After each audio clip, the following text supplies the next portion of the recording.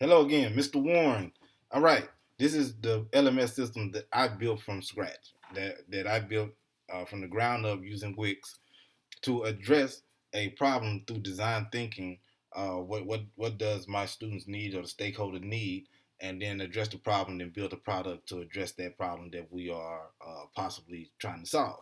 So with this, our problem here was I have a lot of English as a second language learners in my classroom. They travel from all over parts of Mexico to come to America, per se, Houston, into my class. So I had to put a system in for that to make sure they learn at a high level as well as my English as a first language students as well. So I also built this system to show other teachers how to mediate this problem that they might have in the classroom or give them a skill to teach at a high level as well. So the first thing I did was I always like to do ways to use the site, ways to use the LMS system, right? So the first way you can use is insertion students, which are these students that's traveling in and out of the country coming into your classroom. Second way you can use this system is to differentiate the instructions. So you can put your English as a first language and your English as a second language learners on this system while you're teaching something else to another part of the class. And you can translate all this information over into the business world as well, because you can see who is understanding what. So you need this, and over here you need that. So let me put a system in for this and get you that, and then vice versa. So that's the differentiation piece.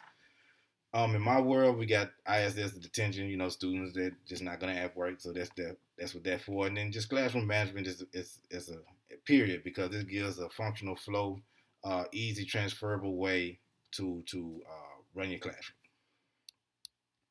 Now, for my students, all right, which the system was initially built for, here you have Ms. Vasquez, and she's telling them in Spanish how to use this system first, because they need the instructions, right? But the instructions are beautiful because they're all in Spanish. So, me talking to them won't help, but Ms. Vasquez talking to them, it will help because she speaks the language and Los she's just going estudiantes through tendrán the tres instructions in pasos para Spanish. completar. Primer paso.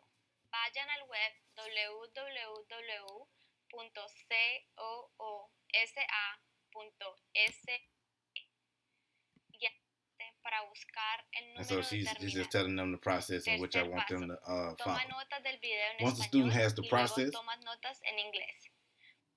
Once the student has the process, as you can see at the top, it has a Spanish videos, English videos. What I've done is going through the learning objectives for the state of Texas. What do they have to know in order to pass this test? So I put out all those learning objectives and videos in Spanish that actually allow um, to achieve that goal. So the student have to learn. The student have to do their work in Spanish. They learn it in Spanish. They write it in Spanish. They do all the things in Spanish. Then they'll watch the English video and see how much of the language transfers over and how much they understand in English to close that gap, because their test is going to be in English. So after they do that, now it's time to test it. So now we go to the gamification portion, which I try to make this fun. That's why I gamified it.